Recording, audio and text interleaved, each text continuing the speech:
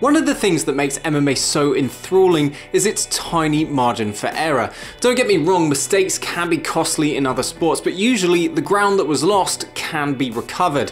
However, if you make one wrong move in this sport, like for example Chris Weidman throwing an ill-advised spinning wheel kick against Luke Rockhold, you might lose everything, sometimes even your consciousness. However, despite the sport's inherent unpredictability, some matchups seem destined to only go one way, and whether it's a stylistic disadvantage, a mental block, or else a golfing class, many fighters eventually find their dreaded kryptonite. I'm Tom from MMA On Point, and these are 10 fighters with a boogeyman rival. Number 10, Uriah Faber and Dominick Cruz. Historically, MMA's lighter weight classes have been burdened by the stigma that they are boring and unmarketable relative to their heavier counterparts. And while that still exists at flyweight, featherweight and bantamweight have overcome it. And for that, the WEC deserves a lot of credit. The now defunct promotion was the breeding ground for smaller fighters when UFC's floor was 155 pounds. And it was Uriah Faber who spearheaded the movement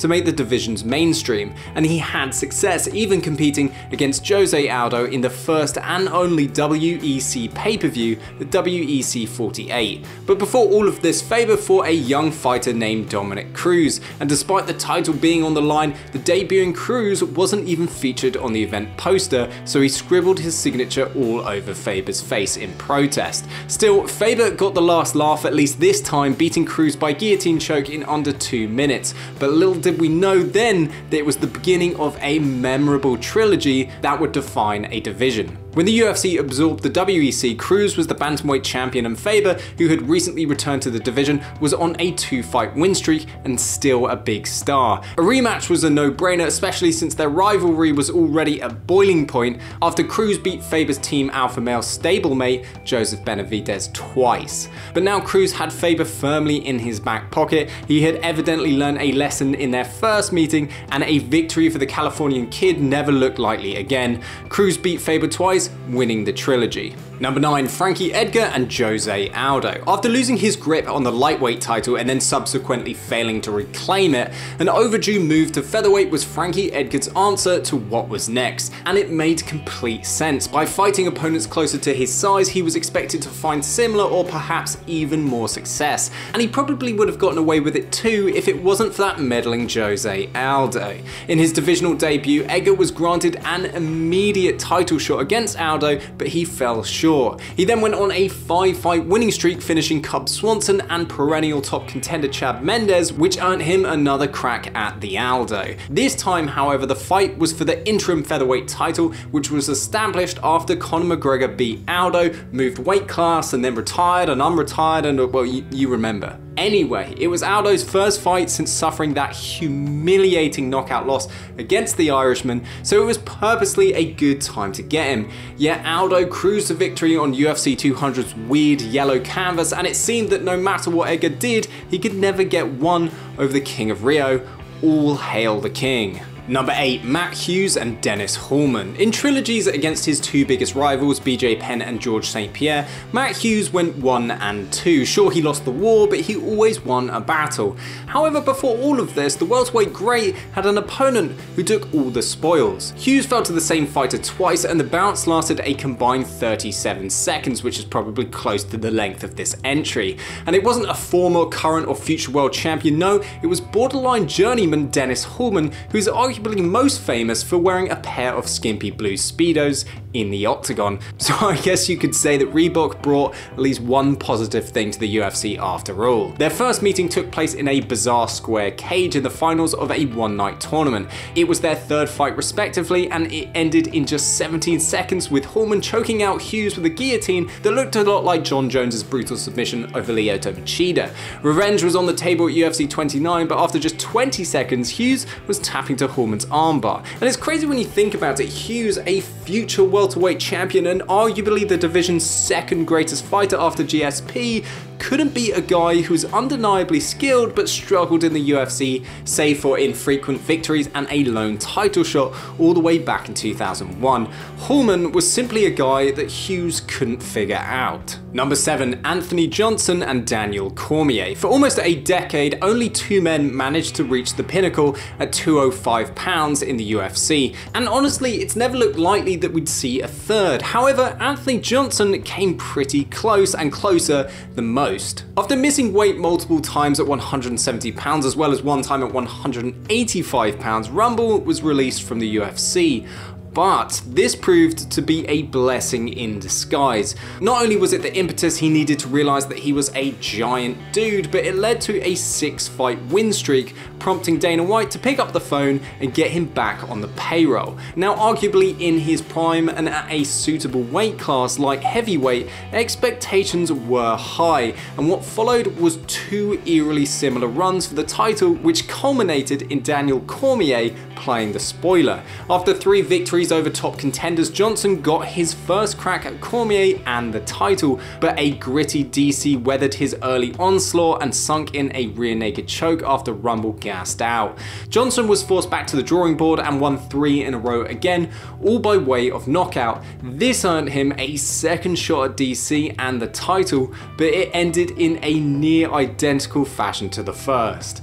Ouch. And this does make you wonder what 205 would have looked like today if Cormier wasn't around. Perhaps Rumble would be the champion, or at least maybe not retired. And his return at heavyweight couldn't come any sooner. Number 6. Chuck Liddell and Quinton Jackson. Throughout the early to mid 2000s, MMA diehards constantly debated who had the better roster, the UFC or Pride, and usually it boiled down to Chuck Liddell versus Wanderlei Silva, which was a fight so sought after that the rival organizations did a rare piece of business to try to make it happen. The UFC entered Liddell into the 2003 Pride Middleweight Grand Prix expecting that he would meet Silva in the final. Dana White was so confident in Liddell that he placed a $250,000 bet on him to go all the way, and it looked like smart money after Liddell knocked out Alistair Overeem in the first round, but then Quinton Rampage Jackson entered into the fray. With the UFC president on commentary, Jackson beat down a gassed Liddell, giving the Iceman's corner little choice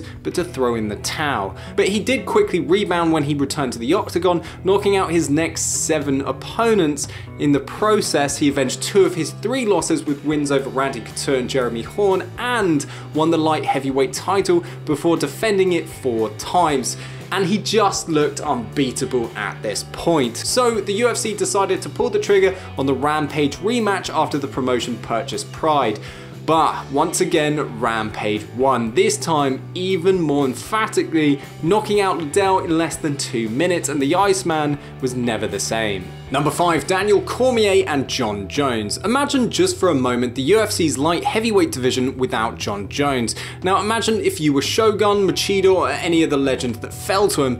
It would probably be an understatement to say you'd be elated. However, no fighter has suffered more from Jones's presence than Daniel Cormier. In an alternate reality, Cormier would likely be the frontrunner in the GOAT discussion, but instead his hiccups at 205 have left an asterisk next to his name. Aside from Jones, Cormier has defeated every opponent he's ever faced, with only Stipe Miocic besting him in one of their 2 bouts. Jones, however, boasts 2 relatively comfortable unanswered victories over him. I don't respect Daniel Cormier. I hope he's somewhere crying right now. I'm sure he is. The 5-rounder at UFC 182 and the finish at UFC 214. Of course, the latter was eventually overturned to a no contest because of Jones's T-bolt picograms, but regardless, it still got to her. You don't cheat the sport, you don't cheat the fans, you don't cheat me, you have all the physical advantages, sir. Especially since Jones appears to legitimately get under his skin. And for Cormier, the whole ordeal must be like breezing through a video game only to run into the most overpowered boss who makes you rage quit and find a new game. Call it my Xbox controller graveyard because they're just shattered all over my room. I smash them against the wall. Which for him was heavyweight, and thankfully for his sake it proved worthwhile after he won the world title against Stipe Miocic. Number 4, Cody Garbrandt and TJ Dillashaw. Cody Garbrandt might have endured the quickest rise and fall from grace in recent MMA history. He went from a surging, undefeated, newly crowned UFC champion to a titleless fighter on a 3-fight skid, losing all of them by knockout. And to make it all the worse, 2 of the losses were against his ex-teammate turned bitter rival TJ Dillashaw. UFC 207 not only capped off 2016, but it also felt like a changing of the guard.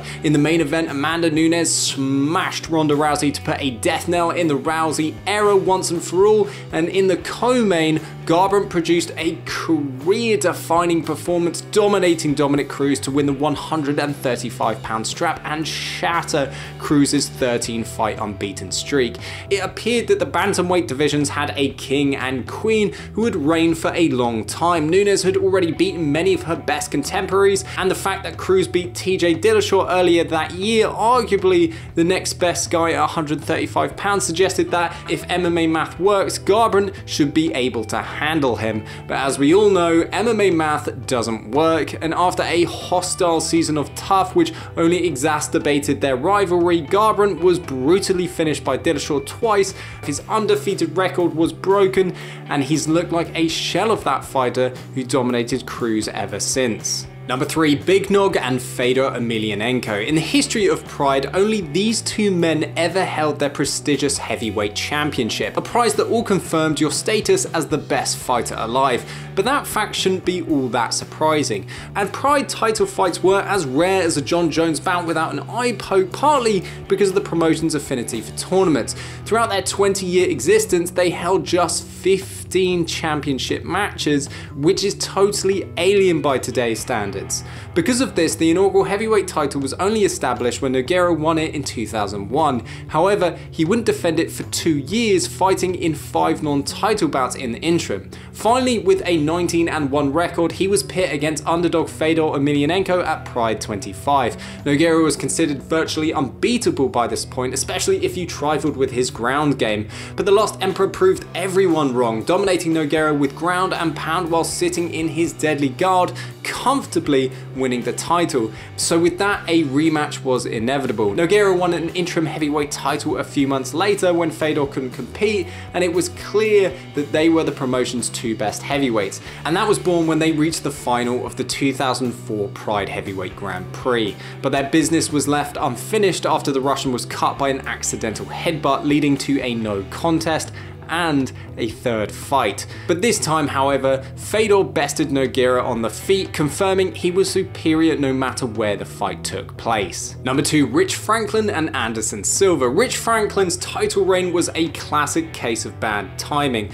After beating Ken Shamrock at the landmark Tough 1 finale, he captured the middleweight title by stopping then champion Evan Tanner. He followed this up with 2 title defenses, a highlight reel knockout of Nate Quarry, and perhaps the most one-sided title fight in UFC history against David Loiseau, which produced the outrageous scorecards 50-42, 50-42 and 50-43. However, unfortunately for the former math teacher, he was about to discover Anderson Silva, the fighter who would take the sport by storm. The Spider debuted 3 months after Franklin's lopsided win against Loiseau, crushing Chris Lieben in under a minute, earning himself a crack at the champion. And then with a flurry of knees from his clinch, he dethroned the man they called Ace, who had only recently seemed untouchable. Fast forward a year and the rematch was on. Franklin earned a title shot with a pair of wins and he was ready to take his title back. But his efforts proved futile yet again, as he was no match for Silva and was brushed to the sidelines with a new era commenced at 185 pounds. And number 1, Kazuchi Sakuraba and Wanderlei Silva. Losing is understandably devastating, especially for athletes striving to be the best, but bad nights can and usually will happen. However, losing to the same guy 3 times, all which within the distance, changes things drastically. A fighter is no longer justified in claiming that it was just one bad night, and they must consider the unfortunate possibility that they're simply inferior, and that's exactly what happened to Kazuchi Sakuraba against his antithesis, Wanderlei Silva. In 2001, Sakuraba, a fighter who looks like anything but, was stopped twice by Silva, a guy who certainly fits the prototypical mold. Their first bout ended in a decisive TKO win for Silva, with the second ending by doctor's stoppage after Sakuraba broke his collarbone. They then found themselves matched up once again, this time in the opening round of the 2003 Middleweight Grand Prix. And to make up for the doctor intervening in their second bout, Silva, fittingly nicknamed the Axe Murderer, made sure it was emphatic, knocking out Sakuraba clean in the first round.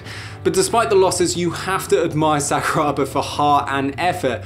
Like in most of his bouts, he was undersized, but he made his career out of that, and he certainly tried to find a way to win, making adjustments in each of the 3 fights. However, whether it was striking or grappling, Silva had an answer and Sakuraba was shut out. Perhaps if Wanderlei's surname was Gracie, it would have ended differently. Thanks so much to Charlie Howard for writing this script. You can follow him at MMA_Charlie, and thanks so much to MJ Moore for editing it. You can follow him at TomMJ Thanks for watching that video. Please do like and subscribe. We upload 3 jaw-droppingly juicy MMA videos a week to get your teeth into, and let us know your thoughts in the comments. Make sure to follow us at OnPoint MMA and Tom A. Ransom on Twitter, and you make sure you have a great day.